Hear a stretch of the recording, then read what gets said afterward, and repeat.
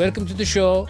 I'm Dr. McDuke. I'm joined as always by Dr. Hoji, Dr. Kismoji, and Johnny Cash Sheeran. Yeah. And we have HR in the room. And guys, first of all, I know the draft is just around the corner. And you're excited. You have a lot to do. You have a lot of work you're supposed to be doing. So I want to know how you are doing, how you are managing your lives. I feel like not more stressed than I am working under you. I don't know. Right. Like it's just run of the mill at this point. I mean, I've been just like normal. I've been dating again, thankfully. Oh wow. Yeah. Okay. Sort of serious. Okay. Well, we'll see what happens. 17 time is a charm? Well, yeah. I hope this is. I mean, she's like me. She's getting through a kind of a rough divorce. Okay. Well. You know, you just sometimes it's just not the right person. You know, a lot of good people out there. No. I mean, I think she's good. I mean, you might know her. She's been in a few movies. I don't think you guys would know her. I mean, she's only been in a few movies, but she's in Hollywood. A-list. She's in the biz. Okay. Well, yeah. I mean, have we heard of her or? I'm not sure. Maybe her name's Amber Heard. She's just like the cutest, really, just cuddly, sweet lady. Yeah, I think I have heard of her. And, well, good luck with that. I mean, thank you. Obviously, it is. Feel like she might be the one. Yeah. Just be good to her. You know, be nice, be kind, and all that. But look, I want to say to our viewers that they can obviously watch the show on Brinks.tv. And there are a lot of features there. There's actually, get this, they have, hold on, let me see if I got this right here. They have a live translator for everything that Hoji and I say, and you can hear it in the voices of Cambridge professors. They, it's like perfect, beautiful English, and that is a new feature that they have.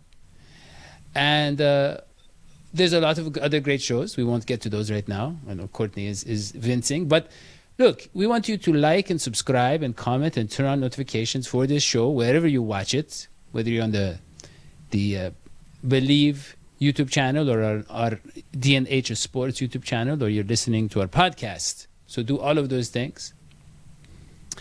And I want to start by congratulating the entire team on Joe Burrow Day, which just passed.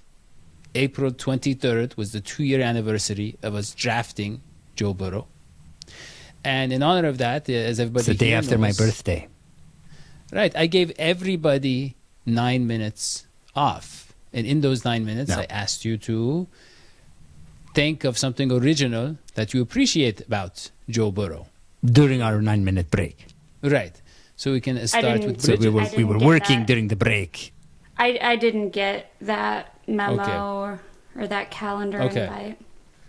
So you can't think of anything you appreciate about... Wow. That is... Well, I can think of something I appreciate about Joe Burrow. I'm just saying I didn't get to do it on Joe Burrow Day. I spent the 9 minutes peeing into a bottle. And we have bathrooms, but I just do that. Minutes? Yeah, I just do that. Well, it's a prostate thing, yeah. It takes a while. Yeah, well, he was holding back a lot since the Super Bowl. And on Joe Burrow Day... I mean, we have a bathroom, but I just heard that's what you do at these kinds of places. Yeah, our water bill was a little bit high, so I do recommend that. But, John, how about you? I think just the fact that he's my age, I can relate to him more.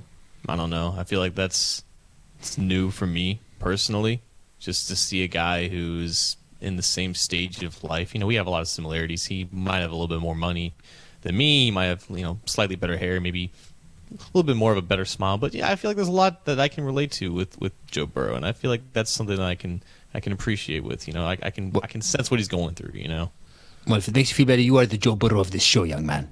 Yeah, we've said that very many times. Yes, we've talked about your Ohio-ness. But I will say, I think you all know it is what I love about him is his charisma. Yeah. And, the fact that here's a guy who he couldn't become the starter at Ohio State.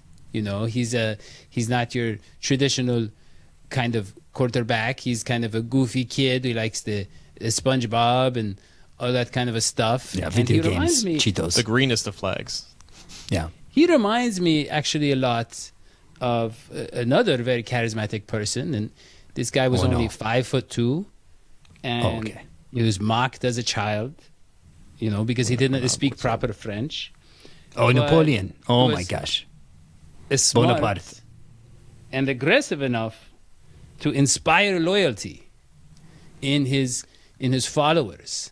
That yes, at the age of 34, he became emperor, and so that is kind of the trajectory I see for Joe Burrow. And now I can go. There's things I appreciate about Joe Burrow. Bridget, what do you appreciate I about Joe wish he was my age, but unfortunately, the only people in the NFL my age are like Tom Brady. So kudos to you, John. Well, he is the GOAT number 2, so you should be happy. You can be the Tom Brady of our show, Bridget. Oh, I'll take that. So lots of great things about Joe Burrow. You know what I'm going to throw out? His style. Yeah. Think about all those like weird little rectangle sunglasses or glasses we saw after whatever game that was. So I have glasses. Joe Burrow's bringing like... Never talk about my style. Well, they're not glasses like... couldn't be more the opposite. They're literally round. They have no points to them. Yours is more like Burlington Coat Factory in the late 90s style. His is like someone who like gets it and is with the times, man. His is Cartier 2022. Yeah. That's a very different style. Very different style. That's 2 French references on the show. Yeah. Well, I mean, I love Burrow. Yeah. I love how he's a gentleman. I've noticed that. Yeah. I've seen it in different times of the game. People respect him. He's kind. He's a gentleman. I love it. He's the kind of person that should be working for this show. Absolutely. Absolutely. John, I hope you took note of that. Now, look, I want to talk about draft discussion with Zach. And John just wrote the article on that. And so Zach Taylor talked a lot about their draft strategy. And John, he mentioned how they need a 3-tech. He emphasized that. And then we get these reports from Albert Breer of Sports Illustrated that they're going to take a cornerback or offensive lineman. And then Dave Lapham comes out and says he predicts they're going to take a cornerback. Right. So really, I mean, we don't know. I mean, the draft is just around the corner. But what do you make of your discussion about Zach Taylor and what he's saying? Is there anything that we can take away from that? Well, I didn't discuss with him, but he certainly said a lot of things. I feel like the 3-technique comment was more just like an example, but he might have just had the position on his mind just because they need a 3-technique behind BJ Hill. They need one to play alongside with him, and just looking at this draft in general, they might not have a ton of options in the range of the draft that they usually take that position with. So it could be earlier than like the 4th or 5th round, which is when they've typically drafted that position. So that could be the case, but I feel like just all the signs point to cornerback being the most likely position that they target there, just because they have a history of doing so. There's a number of players that make sense at that pick, and they need someone that can contribute not only right now but for the future, like someone that can play beyond when Eli Apple was. So I feel like that's still the priority there. And obviously he wasn't going to say that when talking to the media. He needs to still keep his cards close to the chest. But I think I love, I'll do a little Zach Taylor appreciation, because he always wears his heart on his sleeve, right? Yeah. He was asked about like what was his favorite prospect that he ever scouted, and he immediately said like Andrew Luck, because he was thinking not about his own players, but just when he was evaluating quarterbacks as a quarterbacks coach. And then he was asked, "Oh, Joe Burrow's not up there?" And like, "Oh yeah, of course Joe Burrow's up there." "Oh yeah, of course Jamar Chase is up there." He's not afraid at all to be genuine, because he's just a very genuine person, and you always get 110% what he means when he speaks. But the draft is it's a thing of information, right? You need to not disclose as much information as you know, just in case other teams use that against you. And I think he understands that. Well, John, I don't know if you agree, John. I get to go. I never get to ask a question. Bridget. What % chance is Sauce Gardner still left at the 31st pick? 0.001%. Okay. That's it. Look, I was going to ask about John. There's a chance. John, if Lapham is preferring Booth over Elam, does that mean who's Booth? They're both available? Do you mean Booth? We talked about them last Booth. week. Yes. Learn how to speak, man. You're gonna have your own podcast. It's John. Booth. He said Booth. Booth. Yeah. So does that mean that's the way we will go? I mean, doesn't like Goodberry and I think don't you prefer Elam? Well, it's never about who we prefer. It's about what the Bengals prefer. They just said no. Who is it that just came out? Duke just came out and said we listen to the Twitter people and we listen to what the that's fans not what he want. said. I don't know where you got that from, but I me do read. believe There's that Twitter people, No, and then there's yes. Joe Goodberry. I mean, Joe Goodberry is said- like the Elon Musk of Twitter. This man, he's a genius. So he's the owner? He's the owner. John, what did he say? I don't know what he said. You're making up a quote. Yeah, you're making stuff up. How can we follow along? It's He's anything making that stuff doesn't up. I made exist. it up. He said that we hear the fan feedback or something, and we take that. Not into about the account. draft. No, they don't listen to fan people. What are you smoking?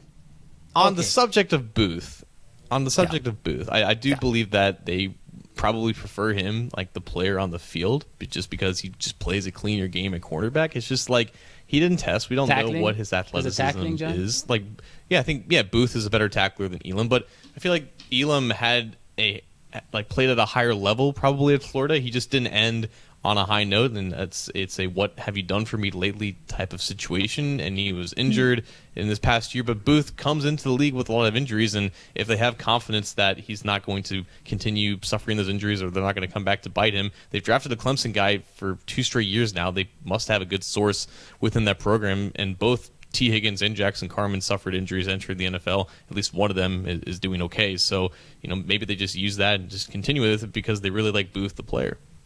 You know what they should do is they should see which one has the longer wingspan, the longer arms, and pick that one. Booth. We have too many short-armed people. So then Booth is the one. Like you choose lots, whoever gets the longest, whoever has the longest arms. Okay, well, let us move on. I think we should Because just I have draft that way. I have a really big announcement. So we haven't had a guest on for quite some time, but we booked one for today. And this person is invited to Las Vegas to represent the Cincinnati Bengals. Wow. And to actually select their first round draft pick and present that decision to Roger Goodell. And then you were right for a little while. The Tom Brady of this show.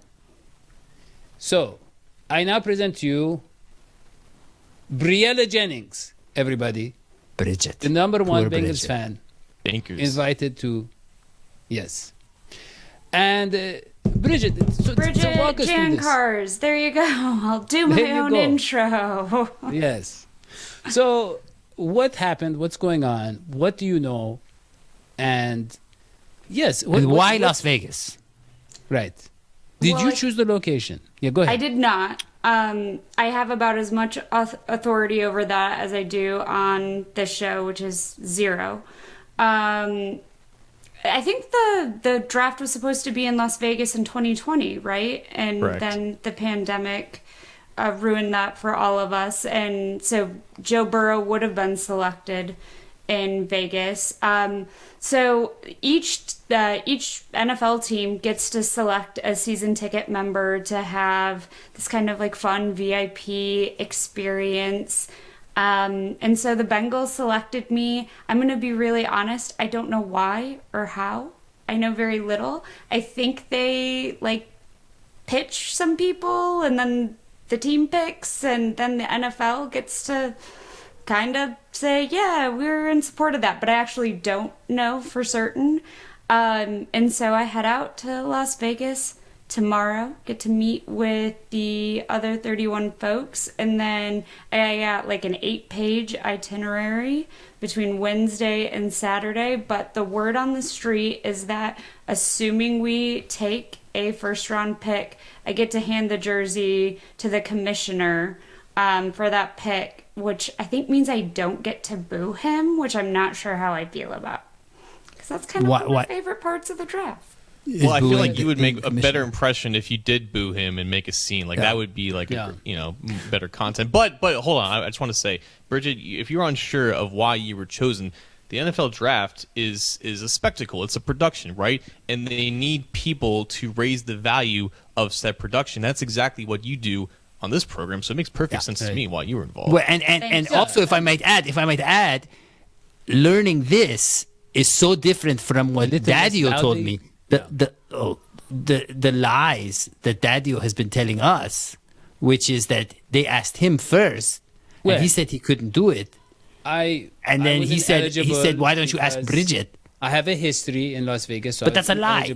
He was never asked. We also all know Daddio's too cheap to buy season tickets. Right.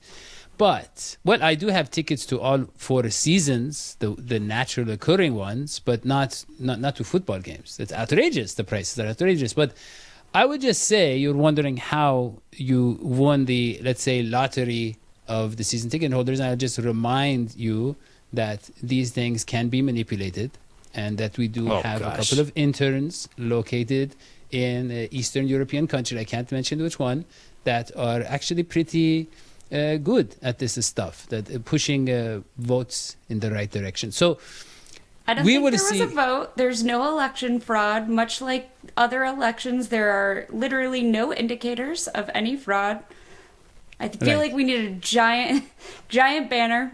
Twitter's going to need that soon. No election fraud. There was no vote here. So, Daddio, your misinformation is... it doesn't work. Classic misinformation. We'll see about that. Yeah, but... So, look. I want to... One of the people that, if they are drafted, you could actually introduce, because he will be in the room, is George Karlaftis. And John wants to tell us about George Karlaftis, because this guy, look, he is a great prospect that no one thought, including John, that he would fall to us in the 31st pick. But now there's a lot of discussion about that he could drop. I feel like I need to unleash like my inner WHODEY here, which is not something I normally do. Yeah. But I feel like there's a strong connection, there's a strong comparison to George Karlaftis and Hercules. And now just hear me out here. Karlaftis was born and raised where? Athens, Greece. He's a Greek like Joe Burrow that moved. Well, no, but he moved to Indiana when I believe his mom passed away. No, his dad passed away tragically. His mom moved back to her hometown of West Lafayette, which is right next to Purdue. And he just took up football after playing like water polo in Greek. And he was really good at it. He became the #1 recruit in the state of Indiana. And he could have went anywhere. He could have went to Alabama, all these great programs. But no, he has a familial connection, right? Just like Hercules. He loved his adopted family, right? So he chose to stay home in Purdue, played 3 productive years out of there. And like, he's a Greek god. He's built like it. He's so muscular, so toned. Like, he's built like you want your football players to do so. And he's really a hard worker. He's really electric and energetic out on the field. He has all these qualities that you want, but for whatever reason now, he's not wanted by anyone, right? Like, Hercules had to overcome that bullying when he was a young lad because no one knew where his strength and his power came from. They didn't know that he was the son of Zeus, right? He looked the part, but they didn't know why he didn't fit in, right? And now no one on the outside of the NFL knows why he doesn't fit in the first round. Like, there's nothing not to like about this kid. Like, yeah, he could be a little bit more bendy when he rushes around the edge, but he passes all these production and athleticism thresholds. He's 21 years old. He was really productive there. Like, his tape is fine. It doesn't seem like he should get past the Bengals in the first round. He's everything that they love about like football players and specifically defensive ends in general. It makes a lot of sense if they were to stop his quote unquote sliding out of the first round. Yeah, well, John, I'll add to that. Yeah, he actually threw the javelin too, right? He did a lot of the old Olympic type of things. At whom? Well, I mean, we can't promote violence on the show, right? But I mean, no, but also, John, you said he's not bendy enough. I mean, I'm trying to figure it out too. I mean, they're saying maybe against the run, he's not that great at wrapping up running backs. So, but yeah, in terms of the pass rush, I mean, if he's there at the 31st pick, it seems pretty obvious. And that's what Lapham said too. Yeah, and yeah, he said that he would run up to the podium to pick him, which means that the Bengals would do the same thing. But that could be it. Like, he might not be that great of an athlete in space to wrap up on some of those running backs and some of those running plays. But I think in general, it's that average kind of athleticism in space combined with the fact that this class of defensive ends is really deep. Like, it's probably the best position group in the entire draft. So if they see a guy like Karlaftis, he may not wow them specifically. Like, they might think that we'll just wait in rounds 2, 3, and 4 to pick this position, and as a result, a guy like Karlaftis falls further than he should. But there's no reason for that because he's a really good player. Yeah. Does anyone else hope he's got a cute little dog or something, like a little Pegasus? Yeah, I think we were all thinking about the round Disney. Out the Hercules analogy. The Disney version, yeah. And oh yeah, that's all I was thinking. And in the movie, there's a guy who looks like Daddy, and he's short. He's Danny DeVito. He's got the little goat legs. Daddy. Very funny. Very funny. Yeah.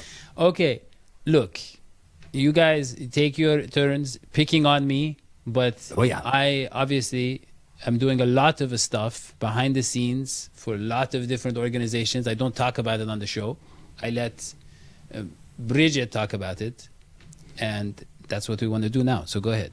All right. So I want to share a little bit of data with you all right now. So April is National Stress Awareness I thought you were going to talk about taxes. You were stressing me out for a second. Go ahead. Yeah. Well, perfect. There's all kinds of things that are stressors. So John WHODEY and I have to meet regularly because of how stressful the show is. And I know a lot of other people are experiencing stress too. So April is National Stress Awareness Month. In 2021, the Global Organization for Stress collected some data, and I want to share this with you. So 75% of Americans experienced moderate to high stress levels in the past month. So in 2022, for Bengals fans, I'd say about 100% of us experienced that in Q1, especially right around February 13th. 80% of people report feeling stress at work. 100% of the people on this show report feeling stress at work. Small sample size. There's folks behind the scenes. Courtney will tell you. The production, everyone. Courtney's taking up smoking. And we don't even know smoking what. About 33% of people report feeling extreme stress. And so I don't know if people know this. No joke, I'm actually a social worker as well, which makes me a great fit for this role.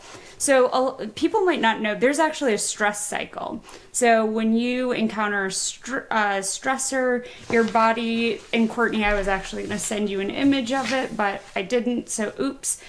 So when you encounter a stressor, your body starts having a reaction to it. You get, this wear and tear on your body. It can then sort of impact your health. You get these increased sensitivities to stressors. And if you don't conclude the stress cycle and you just let stressors build and build, that's when you have really bad issues and chronic stressors. And so people say, the kind of therapists, the folks who are really great at helping us manage our mental health, you've got to complete the stress cycle with a physical activity. So if you've got something like you're really excited for the Bengals to play in the Super Bowl, and then whether they win or lose, you still need to do something to complete the stress cycle. So like a physical activity. Or win the Super Bowl, that would do it. Right. If we win the Super Bowl, we complete the cycle. No, but we still need to complete our stress cycle because that's a stressor for us. So I need John and WHODEY to tell us, Daddy-O, because you caused I think you stressed WHODEY out. I think he left. Oh, did he leave? Okay. Yeah. I mean, that's his stress response, is to say, I'm going to take me time. He does the self-care. Yeah. He's doing his self-care. So, John, when Daddy-O's stressing you out, I know we talk about this in our little, affinity group for Daddy-O's stressors. What's your self-care stress relief tactic? Me personally, I like to internalize a lot of it and just kind of push it away. And I feel like at this point, I found out, a good way to just not release it towards other people. So it ends up being released on inanimate objects in my home. I have two pillows for that exact reason. One of the pillows is my punching pillow. I've had to replace these lights actually several times because I ended up kicking them after the show sometimes. So I feel like I'm only harming the things that have very little monetary value to me personally. But it's just a lot of internalizing, I think. And there are healthier ways to deal with stress than that. Oh, that was impressive. Minimal monetary damage. I love it. And he pushes through. He doesn't do things like very expensive therapy. I love it. But very expensive therapy can be really helpful. So when people are experiencing stress, physical activity can be great. Meditation is super helpful. And also, it's okay to talk to your doctor. A lot of people think like, oh, everybody's stressed out. Like, I just need to deal with it, or I just need to internalize it. You can always talk to a professional. So that is if he's your neighbor or something, and he's not. Therapy sounds great with the insurance that I don't have under this employment. Right. Yeah. Well, that's just something we take offline. And CEILINGCAT, yes, get help, Courtney, but get help for John and Bridget too. Blink twice if you're trapped. Okay, I feel like this was a trap.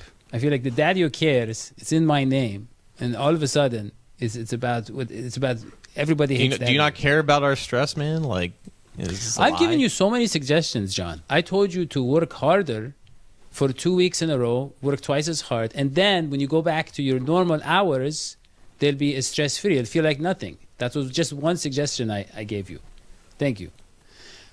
But I've given you a lot of different dietary ideas, a lot of crunchy foods. They relieve a stress, and they're cheap. They fit our budget too. But I don't know if you were taking notes or not. But look, one thing that we all agree on is that the show needs more money because we are all suffering. And there are two ways you can do that. You can go to patreon.com/DHSPORTS and become a patron. And you can join the different tiers that we have, the Jamar Chase tier, the Joe Burrow tier. Or you can go to WINNO.APP/DHSPORTS and get a direct line to us, and we will give you updates about the show.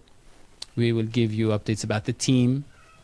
And and we have a lot of exciting things planned for the show. When Bridget is going to be on the scene in Las Vegas, she's going to be pulling some draft day deals and pushing buttons and making sure the Bengals build the best roster possible around the I Joe wish Burrow I will that probably we love so just much. be sitting there and cheering. But really no, we will get some. We hope to get some updates. Maybe some every once in a while, some short video updates of what's going on in the draft. And Bridget is so good at networking and meeting with former players and current executives that we should give it a lot of good coverage for that. All right.